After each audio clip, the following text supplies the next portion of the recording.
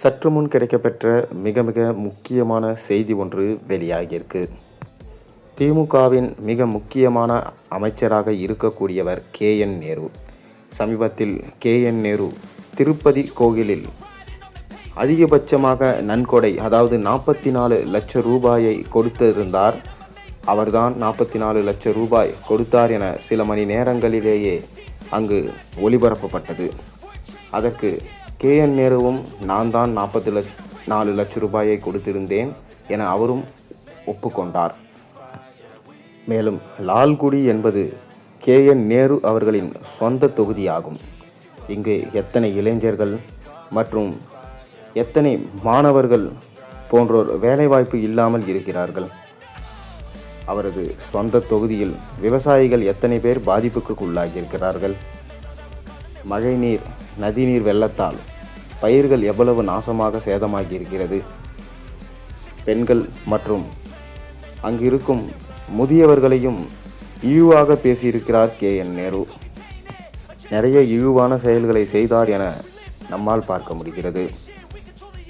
ஆனால் வருகிற 2026 சட்டமன்ற தேர்தலில் லால்குடி தொகுதியில் மீண்டும் தாமே வெற்றி பெற வேண்டும் என்பதற்காக திருப்பதி தேவஸ்தானத்தில் சிறப்பு பூஜைகள் செய்தாராம் KN நேரு.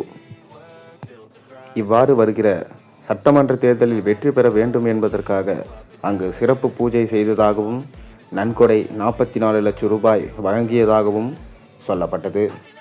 ஆனால் அவரிடம் ஒரு கேள்வி கேட்கப்படுகிறது. அதாவது, பெரியாரின் கொள்கையை பின்பற்றும் KN நேரு செய்தது சரியா? அவர் தொடர்ந்து வெற்றி பெற வேண்டும் என கோவிலில் சென்று வழிபாடுகள் செய்தது அவரது தனிப்பட்ட விருப்பமாக இருக்கலாம். ஆனாலும் வெளியில் வந்து பெரியார் கொள்கையின் விதமாக கடவுளே இல்லை என சொல்லிவிட்டு கடைசியில் கடவுளுக்கு சிறப்பு பூஜைகள், பிரார்த்தனைகள் செய்வது சரியா? அவர் ஒன்று சொல்லியிருக்க வேண்டும். பெரியாரை நான் பின்பற்றுவதை நிறுத்திவிட்டேன், பெரியார் கொள்கையிலிருந்து விலகிக் கொள்கிறேன் என அறிவிப்பும் வெளியிட்டிருக்க வேண்டும். ஆனால் அவர் செய்வது மக்களை குழப்பும் விதமாக உள்ளது. தனது சொந்த தொகுதியில் உள்ள மக்களையே அவர் பார்க்கவில்லை, காப்பாற்றவில்லை. ஆனால் வெற்றி பெற வேண்டும் என்கின்ற ஒரே காரணத்துக்காக நன்கொடையை வழங்க உள்ளார். ஆனாலும் அந்த நன்கொடை வழங்கப்பட்ட சிறிது மணி நேரத்திலேயே இவர்தான், அதாவது KN நேரு தான் இவ்வளவு கோடிகளை நன்கொடையாக வழங்கினார் என அறிவிப்பு வெளியானது சற்றும் ஏற்கத்தகாத விஷயமாக தான் பார்க்கப்படுகிறது. இதனால் கண்டிப்பாக மக்கள் புரிந்து கொண்டிருப்பார்கள். விரைவிலேயே KN நேரு பதவி விலகல் நடக்கலாம் என சொல்லப்படுகிறது.